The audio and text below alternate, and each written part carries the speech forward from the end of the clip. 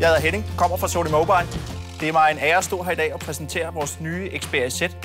Dens design i et chassis i fuldhærdet glas og premium lækker aluminiumsdetaljer gør bare, at du er med en super skøn telefon at gøre. Nå, lad os se, hvad telefonen ellers kan. Lad os starte med et kig på skærmen. Xperia Z kommer med en 5-tom skærm i fuld HD og en ekstrem høj pixelstæthed på hele 443 ppi. Og hvad betyder det så egentlig i praksis? Lad os prøve at sammenligne Xperia Z'eren med et konkurrerende produkt i samme prisklasse. Vi aktiverer Xperia Z'eren. Bang! Sådan skal et logo se ud i fuld HD. Så du forskellen? Men selvfølgelig er det ikke kun Sony, der sætter fuld HD-skærm på markedet i år. Så fra Sonys side lancerer vi vores billedbehandlingsmotor Mobile Bravia Engine 2, som giver en fantastisk farve- og kontrastskælne, og det betyder, at der faktisk sidder en lille mand og photoshopper real time, mens du sidder og kigger på billedet, så du får det optimale billede.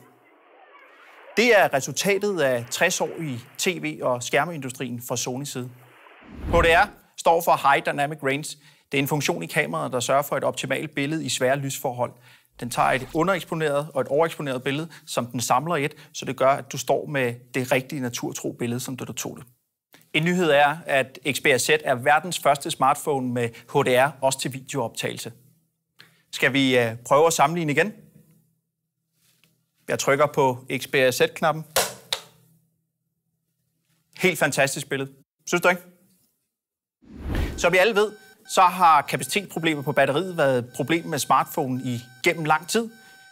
Undersøgelser fra Sony viser, at 90% af batteriet bruges i standby-mode, så det vil sige, at det du ikke bruger telefonen, ligger en masse applikationer og kører, som bruger batteriet.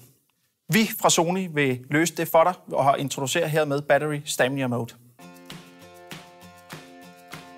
Battery Stamina Mode fungerer på den måde, at den deaktiverer programmer, når din telefon er i standby.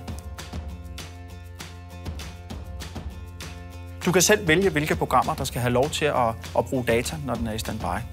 Denne funktion giver dig helt op til 4 gange længere standby-tid på din telefon. I og med, at Xperia Z er en støv- og vandafvisende telefon, har jeg dristet mig til at lave en lille videooptagelse under vand.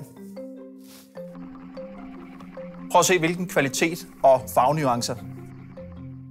Og lad os tage et kig på en konkurrent. Tak. Som du ser her, så er det utrolig flotte, klare billeder og en flot skarphed.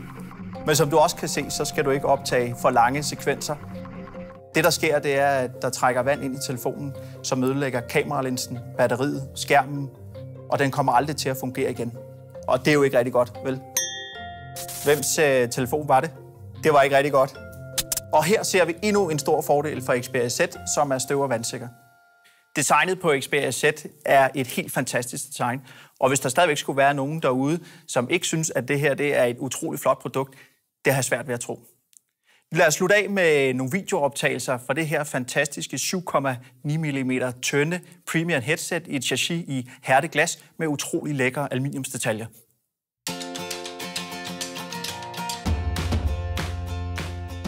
Xperia Z kommer med den seneste quad-core-processor, Jelly Bean, 13 megapixel kamera, HDR-funktion, hukommelseskortsplads, 4G, NFC, alt hvad du kan forlange af en smartphone i 2013.